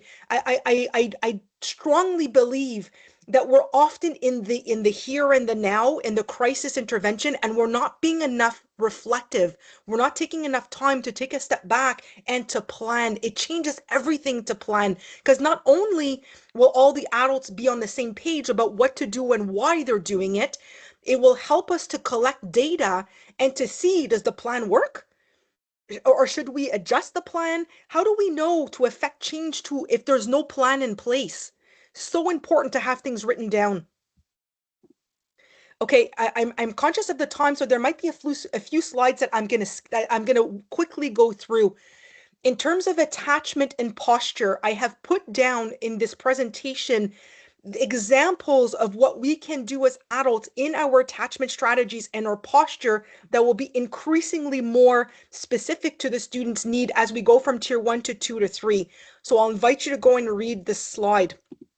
Same thing with the posture. There's a lot of things I have said already. The difference here with tier 2 is that those students need more small group support or more structure, more respite, more movement. So it's things that are assigned to them, things that are scheduled. So our posture has to reflect that to be adapted to those adapting needs. I think it's important that I spend a second though in tier 2 to talk about this. At tier 2, students need connection to an adult beyond the teacher greeting. They need to have another adult assigned to them that is significant to them. And that adult is there to do check-ins with them. Check-ins to, first thing in the morning to see where they're at in terms of how the night went. Did they sleep? Did they eat? Do they have their materials? Are they ready to go to class and so forth? And if they're not ready to go to class, how could we help them progressively transition from the morning to the class, to going to the classroom, instead of them going to the class cold and they're not ready and available and then they disturb the group? Let's protect them from that and set up a structure to help them to have what they need before we send them in without the structure. Um, Tier 2, another documentation that we have that is really, really interesting are our student challenges placemats. Martine and myself created 6 different placemats for different challenges, overall challenges for aggression, for opposition, for dominance, for shutdown students. And we have additional ideas on structures and measures we could put in place to cater to that specific challenge. So I invite you to go and take a look at those 6 different placemats. I kind of talked about this already in the sense that, thanks, Lena. I love them too. I actually want to update those placemats to make them more user friendly. I feel like they're very tight on that one page. So a new version to come soon.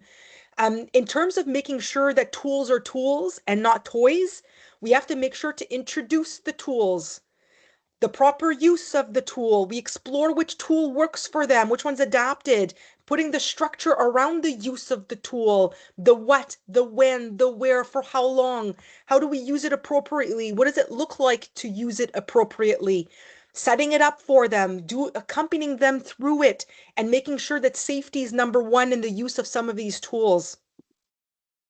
And so, of course, if we don't put in all those parameters and there's no true purpose to these tools, and those purposes, by the way, need to be conveyed also to the students and the parents. Sometimes the students and the parents don't buy in because they don't see the value either. Similarly to that question I got for the teachers, the kids don't buy in because they don't understand why we're doing what we're doing with them. Make it explicit to them. Make them see it's a tool, not a toy. So in terms of movement, we can do movement more targeted outside of the classroom with a station. At high school, we could use the fitness room to do this. At the elementary, we could have pods of activities that are quiet, that can be rotated in the building so students don't get bored of the same activity and they can go take a break, do that activity, and come back. The difference between tier 2 and tier 3 is at tier 2, a student is still capable to be autonomous without too much supervision to get out of the class, do their movement break, and come back. Whereas a tier 3 student requires that one-to-one supervision and support. And oftentimes these things are not happening in the hallway for tier 3. They're happening in an alternate setting, an oasis room, a nurturing support center, or whatnot. And so we're doing this where the student cannot disturb other students in the hallway or classrooms. In terms of emotional development and social development, I have listed examples of things that you can do with a small group. And so I've already talked about emotions and at length. It's the same idea, but rather than being with a full group, it's done with a smaller group. And this could either be done during lunch, during recess, or even if, let's say, the teacher is doing stations and other students are doing other activities, that the support staff could pull out during class time a small group of kids to work on emotions or to work on social development, getting them to explore different social situations, to practice managing situations, to on a one-to-one basis, because that wouldn't do well in a small group, but on a one-to-one basis, helping the student replay a situation that was challenging or triggering for them and helping them walk through it, giving them ideas of how you would do it differently, and exploring that with them. During transitions, taking advantage during the time outside in the yard. And this, again, this is not just for elementary. At the high school, we could be organizing structured interest clubs or structured sports activities in a smaller group. And so to be able to give opportunities for students to be successful in those settings, they don't do well in the yard with everybody without supervision and structure. So let's set it up for them to be successful. And so I give examples of what supported recess would, we call this supported recess, having those smaller groups, but it could also be what we call extended recess. So we actually do a 10-minute before or after where a small group of students will remain in the schoolyard to complete a game or an activity of some sort, and we accompany them and we work on social and emotional development in the midst of these extended recess activities. During lunch, some kids at tier 2, mostly tier 3, but some kids at tier 2 need a smaller nook, especially those schools that have a cafeteria that is very chaotic and very noisy. They don't do very well in those larger groups.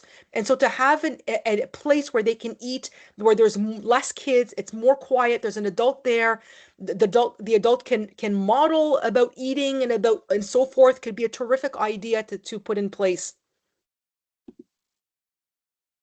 Examples of Examples? recess. Yes. So proximity, being nearby, especially during specific sports games and everything. Often there's issues. Often we're telling them, what did you do? Why didn't you come and tell the adult? So being nearby so that they can actually come and report, come and ask for your assistance. And the time with rather than time out also is very important, as opposed to them being sent to the office and just sitting at the office for the rest of the recess or being sent to the wall, for example. It would be far more beneficial for them to walk with you, the adult that is on duty, and to discuss with them what happened, to help support them with the conflict that happened, to talk about what they could have done differently.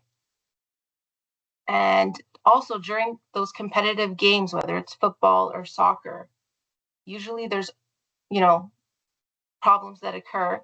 And sometimes the adult's response is, well, we're not going to have soccer for the week.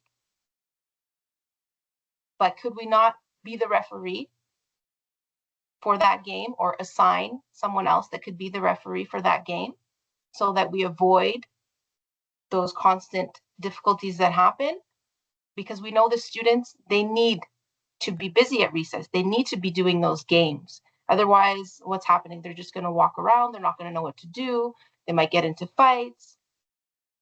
So instead of removing it, let's put in an extra support measure. Giving positive praise. We usually say, no, you can't do this. No, you can't do that. Stop that. But we also have to notice the good. We have to let them know, I saw you sharing. That's awesome. Oh, you're compromising. You're going to play this first and then that instead of getting into a conflict. Oh, you're including a friend. That's awesome. You're turn taking. We have to notice the good and we have to tell them.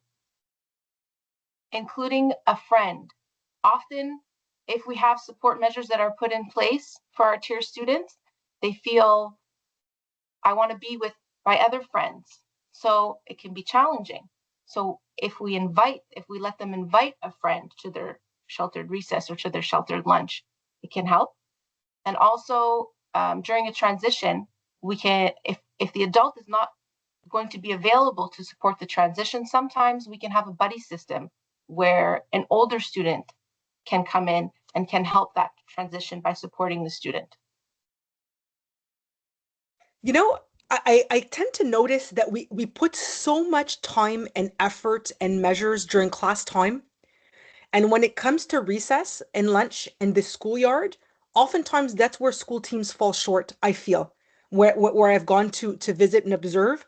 I feel like, especially at the high school, where the adults that are there to supervise are actually talking among themselves and are putting focus between themselves and rather than investing themselves with the students.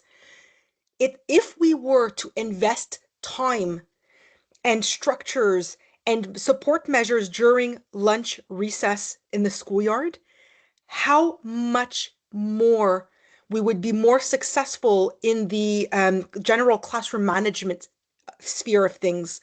Because oftentimes kids come out of recess and lunch completely dysregulated from situations, whether due to sensory or due to conflict or due to the lack of structure or the lack of supervision. And then they come to class and they are not available for learning. I've seen schools that have taken the time to invest in that and the difference that this makes during class time. And so I would invite you to bring back to your school teams. And I do have web pages dedicated to trying to optimize the schoolyard, the physical setup of the schoolyard, the way in which we divide the schoolyard in sections for different structured activities, the way the adults are meant to not just supervise, but animate. Let's get involved with the kids. It makes all the difference to have that piece. And having the equipment Yes, available. of course, the equipment. Yes. Yes, yes, yes. So again, I have a whole page dedicated to tier two. If we have the time, we will look at the web page. If not, just go to the CBM member.ca website and you will find access underneath practices to tier two. They're all there, tier one, two, and three. In terms of tier three, what does a tier three student typically look like? And this one's a hard one because honestly, it's such a unique to each student, but traditionally, there's approximately 5 to 9% of that student population that fits into a tier three student. Those students require more intensified and personalized support than what tier one or two practices can provide. These are those kids that have a hard time staying in the classroom. They have triggering dysregulated emotions, which prevents them from being successful full time in the classroom without having those individualized supports. I would even debate that some of these kids, even if they have the right support in class, cannot have a schedule that is all day in the class. They actually need to have an adapted schedule, and they've got blocks of time in different places in the building with different adults for different purposes. These are the kids who do better on the one-to-one basis, and that adult needs to be a significant adult. And if it's not, we need to work on that first before we can do anything else. As I mentioned, they benefit from having an adapted schedule where they can spend blocks of time in alternate locations, where they can either move and expend that energy or have moments of respite, and where they can work on different things on a one-to-one and intensified way. And those are the kids that during lunch and recess and transitions require much more supervision and an adapted type of approach.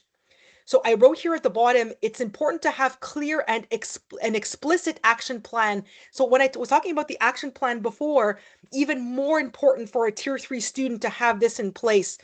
So sorry, Zarina, give me a second.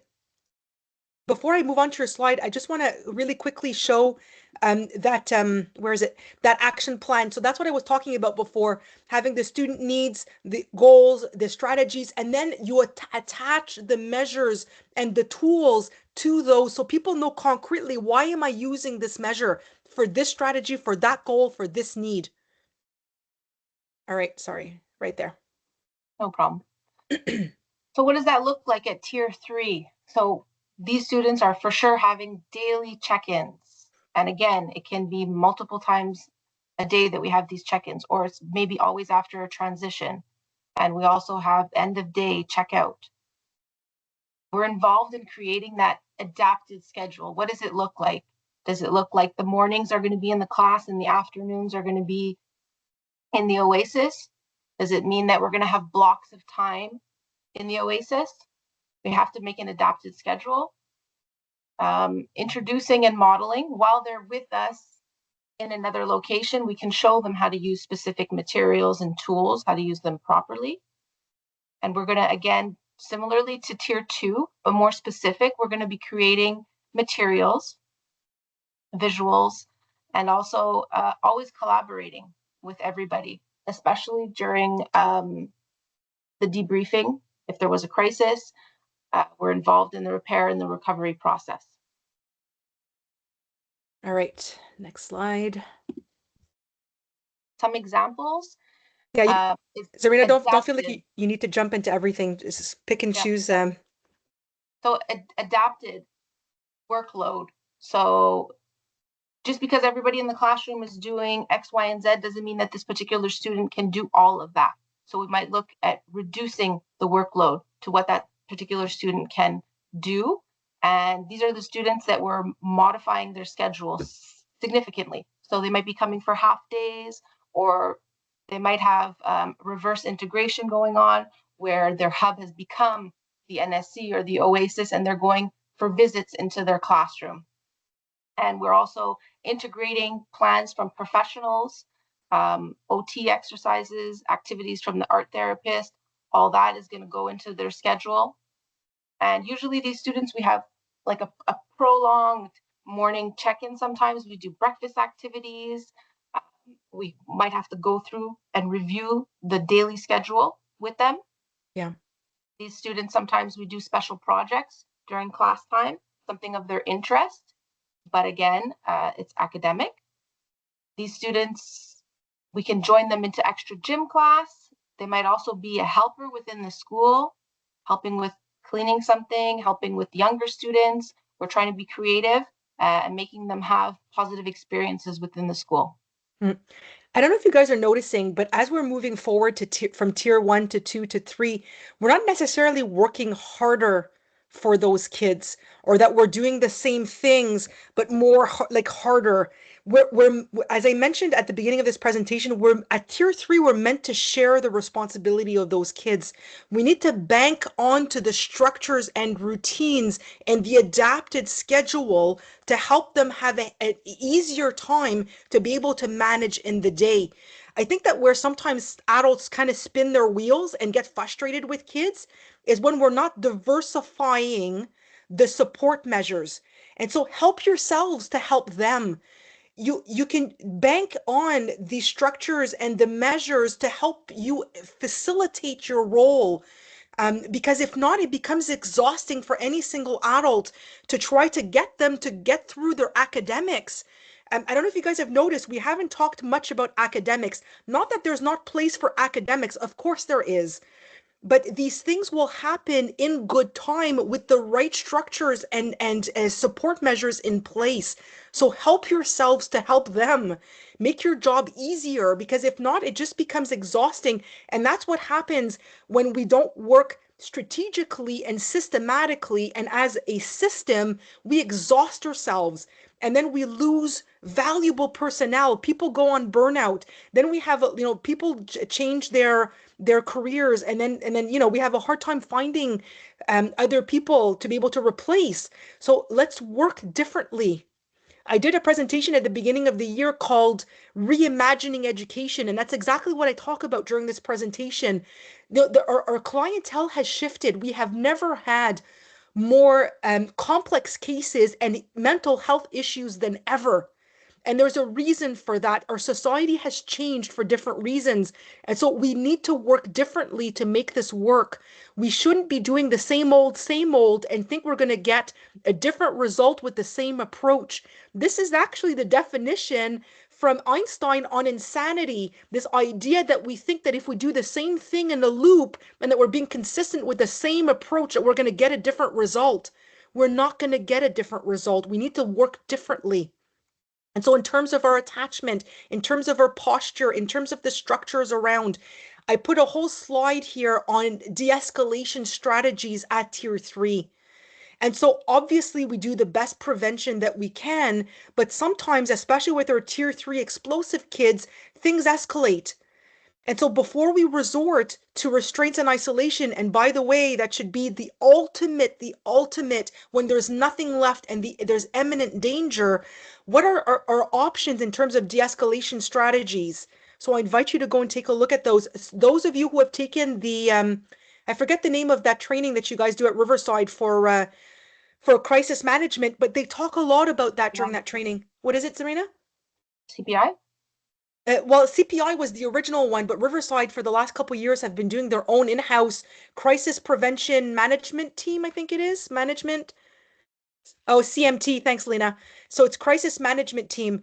And so they talk about this de-escalation, and we need to be using our words and especially our nonverbal. It's the way in which we give off. Oh, thank you. Crisis management training, not team. So the way in which the message and the energy that we give off to the students, so important, because with our nonverbal and verbal, with a child in crisis, we can actually escalate the situation further if it's not done right. So I give examples here of different strategies. In terms of the check-in now becomes one step further at tier three. It's no longer upon need, it is a daily occurrence, multiple times a day even. And there's an end of day recap to follow up with these kids. We support and compensate in any transition or unstructured time. So during recess and breaks, in the hallway, going to the bathroom, lunchtime with substitute teachers, all of that needs to be thought through, and we need to be intentional in the way in which we structure that time with that student. At tier three, I'm talking about. In terms of transitions, my colleague Martine a few years back did a beautiful document where she walks through at tier two and three the examples of support and measures we could put in place during transitions. I invite you to go and take a look at that document. It's an amazing resource. And so these were just slides that I was adding to kind of give more detail in terms of morning entry, in terms of recess, what that could look like, sheltered recess, sheltered lunch. I invite you to go read through, and then end of day recap. I invite you to go read through these slides. In terms of the Nurturing Support Center, we've mentioned this a few times now. Some of your schools have a Nurturing Support Center, others have an Oasis. The difference between an Oasis and a Nurturing Support Center is that the NSC was designed more intentionally. There was professional development that was done. The way the room was divided was thought through. The materials and strategies put in place were all pre-planned. And so it doesn't become this random space with these kind of, spontaneous interventions. All students have a plan. Everything is organized. Things are assigned. They're scheduled. It's a bona fide Oasis space. I don't know if we have time, Zarina, to talk about this. And so, guys, there are tons and tons of resources on the website for tools that can be used in the Nurturing Support Center and in the classroom for tier three. An individual bin is one example where students can have their own resources that they've selected that are the best adapted for them in their bin. And the choice board goes hand in hand where it becomes a visual, kind of a visual for the student to know which of the tools that they have access to. It minimizes opposition and resistance to have things that are decided ahead of time, that the student was part of that decision making. I gave a list of examples using the Inside Out handbook at tier three of working through sensations and emotions. And so please go take a look at that. I also put examples of books for elementary. Here's the Inside Out Handbook. I actually had put the link there so you guys can see that. I put an example of a sensation word wall. So we're not just talking about emotions, but sensations in the body. And we also created CBM, our Center of Excellence, created these free tools to accompany students at Tier 3 with emotions. They are there available on how to put them together and how to use them. Please go take a look. We spent hours and hours of manpower creating these for you. And so please go and take a look at these resources. This one was for early elementary. And this one, we have a version for elementary and high school. And so for those that are here for high school, go take a look at the high school version of the Squawk Box. The emotions room. Not many of our Riverside schools have an emotions room. It is not meant to be a calm down room. It's a room where students will go to express and let out their emotions. We do this preventatively, where we bring students when they're not upset to become familiar with the room and the materials that are there, and for us to coach them on how to use the space. Because if we wait for them to be upset to go to the room, not only are they not receptive to use what's there, but they don't feel safe and they feel like it is punitive. So we need to do this in a way for them to feel comfortable and to explore different tools. And of course, I talked about this a few times today, the importance of the adult being regulated, because if the adult is dysregulated, this will trigger the student further. And so if you are not the right adult in the moment, who is your next best person that can step in? You're meant to work as a relay team. And the emotions room, by the way, is not just to be used to let out frustration and emotions. There's so many other things that you could be doing in that space. So take advantage of reading the material that is there and perusing the website. The address is www.cebm.ca. And from there, I'll stop sharing my PowerPoint to just really quickly, because we've got like a couple minutes, I just want to show quickly how to get onto the website. So when you open the internet and you go to cbm.ca, sorry, there's going to be a pop-up that's going to come up in a second. You go to Resource Center. And under Resource Center, you will have all of the practices I talked about today, the materials here. In here, you'll have the emotions material that we created there for free. There's tons of stuff. There's things on the Nurturing Support Center. There are things on the Emotions Room. I invite you to go and take a look. All right, I feel like we've been rushing through this. There's so much we wanted to share with you. I see somebody wrote, I'm glad teachers are given this training too, easier on us to be on the same page. Of course, absolutely, we see the value in having the teachers be part of that. By the way, Lena, who's the OT, is part of the session today, and was proposing that if any of you have any questions around any use of the materials, sensory materials that she or her colleagues that are OTs can make themselves available to accompany you with the use of these different tools.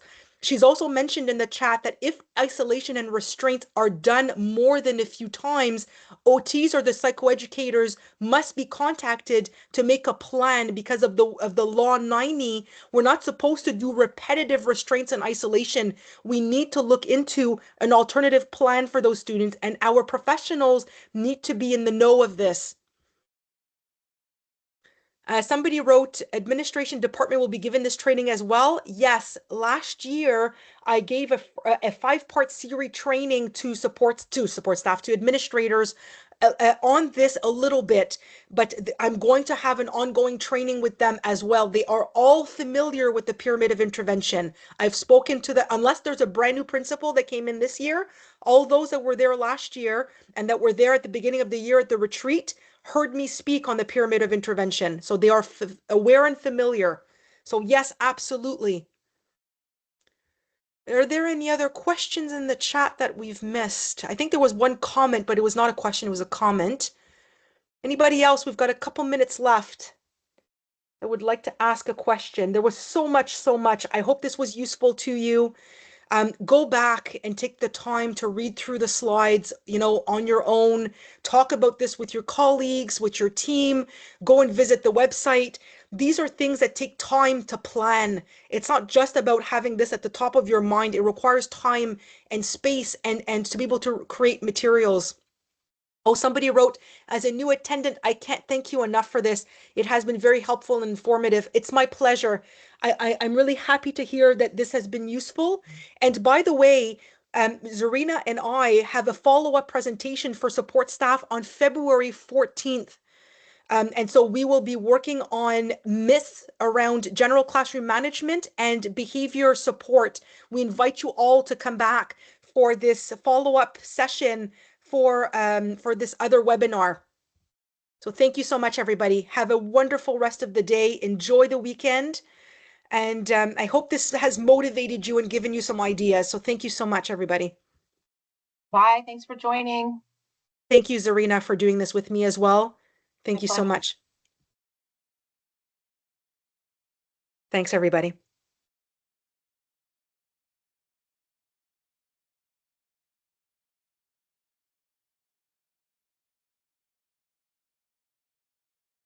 All right. I see that I can't stop can I stop the recording? Yes, I can. Yay.